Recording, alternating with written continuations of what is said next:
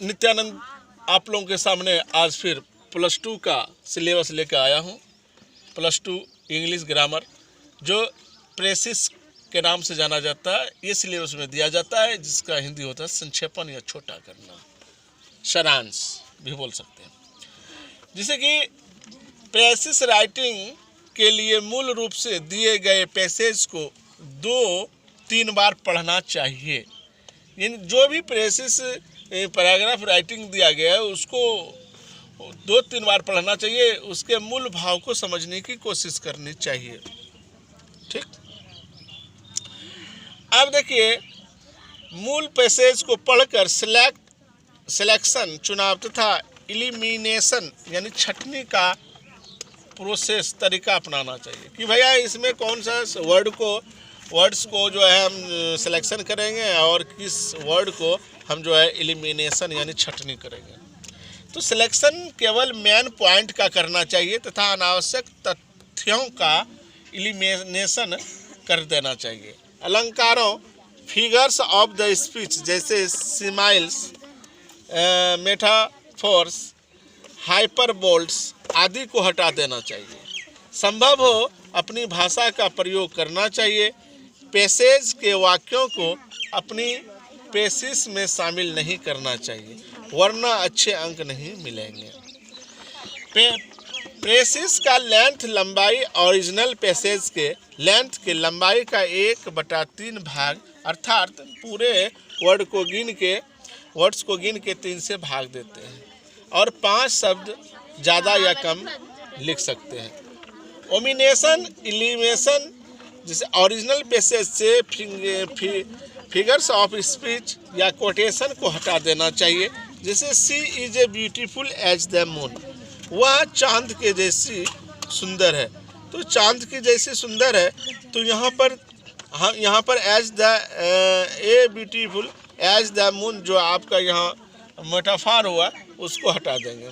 जैसे कि सी is beautiful, वह सुंदर है, ये भी लिख सकते हैं। तो हमको 1 2 3 4 5 6 7 वर्ड्स है इस पूरे सेंटेंस में, और हम इसका शॉर्ट जो किए वो सी इज ब्यूटीफुल, वह सुंदर है। तो इसमें से जो है हम कोटेशन और फिगर ऑफ द स्पीच को हटा दिए, as the moon, as the moon को हटा दिए, तो हमारा 4 वर्ड खत्म हो गया, 3 वर्ड ही बचा। तो सी इज़ ब्यूटीफुल, वह सुंदर है, दोनों में कोई अंतर नहीं, दोनों का सारांश एक है, दोनों का आशय एक है, दोनों का जो है दोनों का अर्थ एक ही हो जाता है। इस तरह से हमारा संक्षेपण यहाँ पर शॉर्ट करने का हम तरीका अपनाएं। देखिए यहाँ पर सब्स्टिट्यूशंस, अनेक शब्दों के लिए या शब्द समूह के लिए एक शब्द का यूज करें।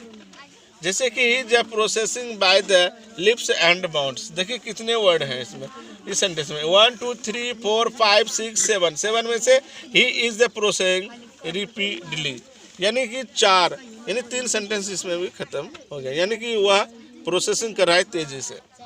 तो किसी रिलेटिव क्लॉज के सब्जेक्ट या वर्ब को प्रिंसिपल में बदल देना चाहिए। जैसे आई know the girl who is the dancing with Mohan, मैं जानता हूँ उस लड़की को, यानी जो लड़की मोहन के साथ नाच रही है।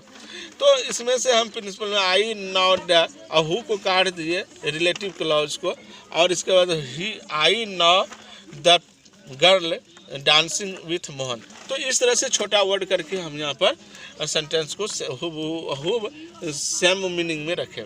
किसी इन्फिनिटिव के बदले आवश्यकता अनुसार जरंड का प्रयोग करना चाहिए। तो जरंड का प्रयोग कर इन्फिनिटिव से भी हम वाक ट्रांसलेशन बनाते हैं और जरंड से भी। तो who walk is a good exercise, टहलना एक अच्छा व्यायाम है, एक अच्छा एक्सरसाइज है। तो यहाँ पर आप टू नहीं इन्फिनिटी नहीं लगा के, अगर टू अलग एक वर्ड हो गया, वॉक अलग है, 2 शब्द बढ़ जाता है। इसलिए अगर टू वॉक के जगह वॉकिंग दे दिए, walking is a good exercise, टहलना एक अच्छा एक्सरसाइज है। तो इस तरह से एक वर्ड हमारा घट गया यहाँ पर। ए एन सिंगुलर नाउन के बदले आवश्यकता अनुसार प्लूरल नाउन का प्रयोग पूरी जाति तथा बोध कराने के लिए करना चाहिए। A cow gives a smell, गाय दूध देती है, तो काउस गिव्स अस मिल्क, यानी इसको हम जाति में बदल गए, काउस यानी पूरी जाति का बोध कि गायें दूध देती है। तो ये शब्द जो है एक वर्ड ये घट गया। तो इस तरह से हम घटा घटा के लिख सकते हैं।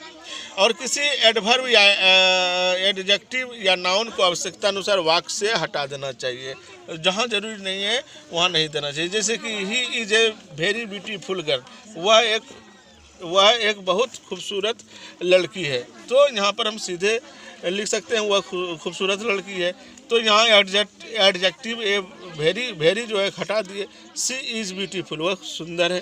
तो इस तरह से हमारा वर्ड हट गया और प्रेसिस यानी संक्षेपण मेरा तैयार होता जा रहा है।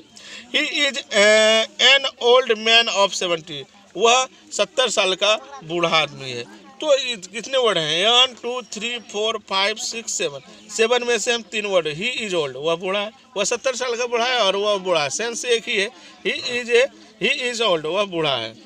प्रेसिस का एक टाइटल होना चाहिए, शीर्षक होना चाहिए, और शीर्षक 1 2 3 अधिकतम 3 शब्दों का ही सूटेबल अच्छा होता है।